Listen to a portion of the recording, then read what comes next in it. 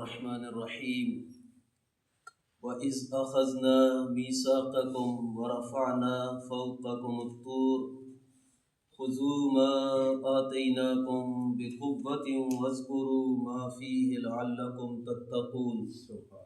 ثم توليتم من بعد ذلك فلولا فضل الله عليكم ورحمته لكنتم من الخاسرين وَلَقَدْ عَلِمْتُمُ الَّذِينَ اعْتَدَوْا مِنْكُمْ فِي السَّبْتِ فَقُلْنَا لَهُمْ كُونُوا قِرَدَةً خَاسِئِينَ وَجَعَلْنَاهَا نَكَالًا لِمَا بَيْنَ يَدَيْهَا وَمَا خَلْفَهَا وَمَوْعِظَةً لِلْمُتَّقِينَ۔ صدق اللہ العظیم۔ سب سے پہلے آپ تمامی حضرات کو رمضان المبارک کی یہ برکت والی ساعت اور برکت والی گھڑیاں سب کو مبارک ہوں۔ اللہ رب العالمین کی بارگاہ میں دعا کرتا ہوں کہ رب ذوالجلال ہم سب کو ان گھڑیوں سے خوب استفادہ حاصل کرنے کی توفیق عطا فرمائے، اور رمضان المبارک کے روزوں کے اندر اور رات کو قیام کرنے میں اللہ رب العالمین ہم سب کو آسانیاں عطا فرمائے۔ یقیناً جو لوگ روزہ رکھتے ہیں اللہ رب العالمین کا ان پر بڑا کرم ہوتا ہے، اور جو لوگ رات کو قیام کرتے ہیں یعنی صلاۃ تراویح کو ادا کرتے ہیں تو رب ذوالجلال کا ان پر بڑا انعام ہوتا ہے۔ جس طرح کہ مختلف تفاسیر سے مختلف احادیث کے خلاصہ سے یہ بات معلوم ہوتی ہے کہ جو شخص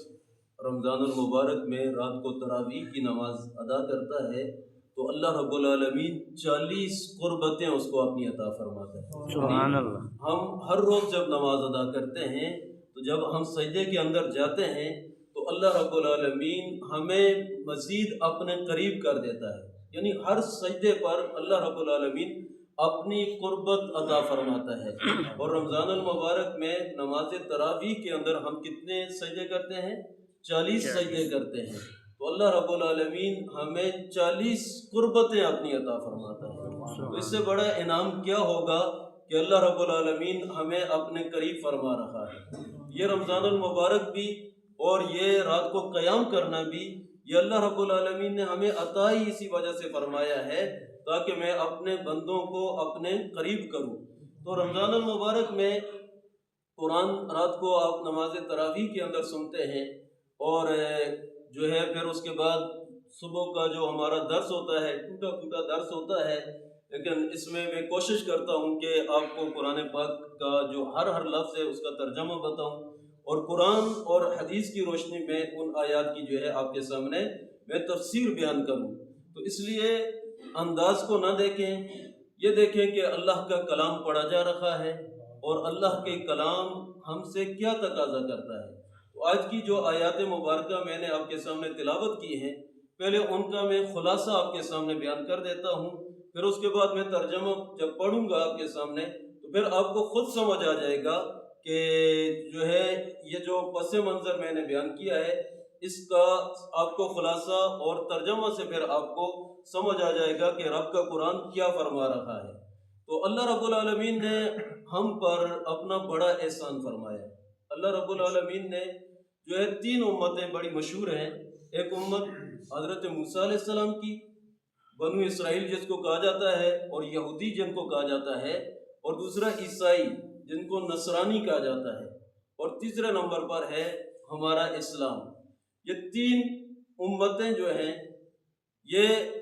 ان کو کہا جاتا ہے اہل کتاب، کیونکہ ہم اہل کتاب ہیں اس لیے کہ ہم قرآن پاک کو بھی مانتے ہیں، تورات، زبور اور انجیل کو بھی مانتے ہیں، اس وجہ سے ہم بھی اہل کتاب ہیں۔ اہل کتاب، ہم اہل کتاب مسلمان ہیں، اور یہودی اہل کتاب ہیں اس لیے کہ وہ جو ہے تورات کو مانتے تھے، اور عیسائی بھی اہل کتاب ہیں اس لیے کہ وہ جو ہے انجیل کو مانتے تھے۔ تو اہل کتاب کا ذبیحہ جو ہے وہ حلال ہوتا ہے، اور اہل کتاب کی عورتوں کے ساتھ نکاح کرنا بھی جائز ہوتا ہے۔ فقہی مسائل کے اندر میں نہیں جانا چاہتا، میں کچھ پس منظر، کچھ خلاصہ آپ کو بتا رہا ہوں۔ تو اہل کتاب میں سے جو یہودی ہیں ان کے دین میں اللہ رب العالمین کی طرف سے بڑے سخت احکام نازل ہوئے۔ اللہ رب العالمین نے یہاں تک کہ اگر ان کا کوئی شخص گناہ کرتا تھا تو ان کے صبح جب اٹھتا تھا تو دروازے پر لکھا ہوا ہوتا تھا کہ رات کو اس بندے نے فلاں گناہ کیا ہے۔ اگر ان کے کپڑوں پر نجاست لگ جاتی تھی تو ان کے کپڑوں کو جس طرح ہم پانی سے دھوتے ہیں تو وہ پاک ہو جاتا ہے کپڑا، لیکن ان کے کپڑوں کو جلانا پڑتا تھا یا ان کے کپڑوں کو کاٹنا پڑتا تھا، تب جو ہے ان کو پاکیزگی حاصل ہوتی تھی، ورنہ نہیں حاصل ہوتی تھی۔ اسی طریقے سے ان کے لیے توبہ کے جو احکام تھے وہ بھی بڑے سخت تھے، جس طرح ہم نے تفسیر کے اندر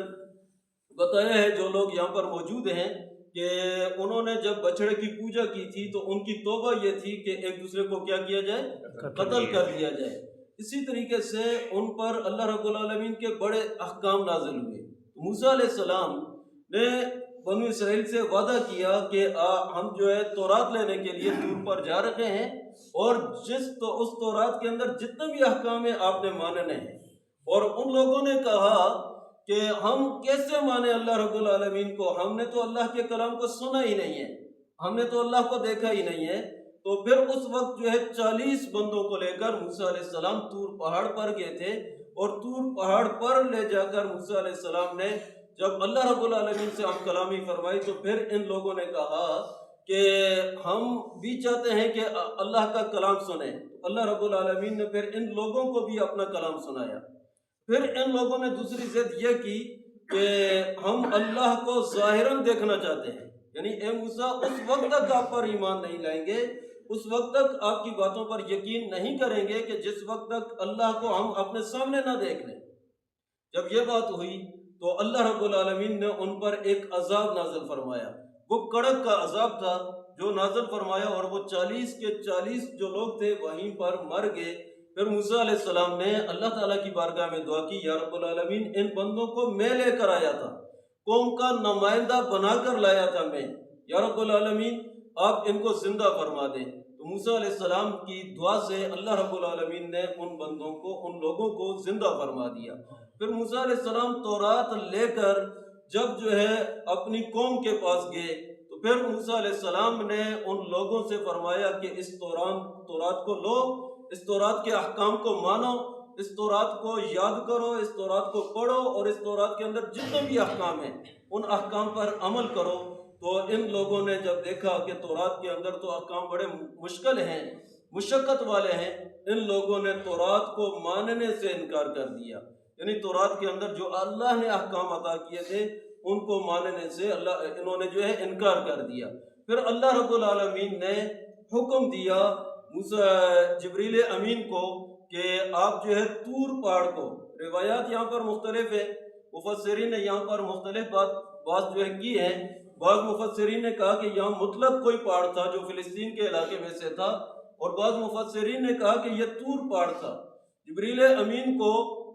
حکم ہوا کہ آپ طور پہاڑ کو اٹھا کر ان پر جو ہے لے کر جائیں اور ان پر سایہ کر دیں، اور یہ آرڈر آ گیا تھا، یہ حکم دے دیا گیا تھا کہ اگر تم تورات کے احکام کو نہیں مانو گے تو تمہیں جو ہے اس پہاڑ کے نیچے جو ہے عذاب دیا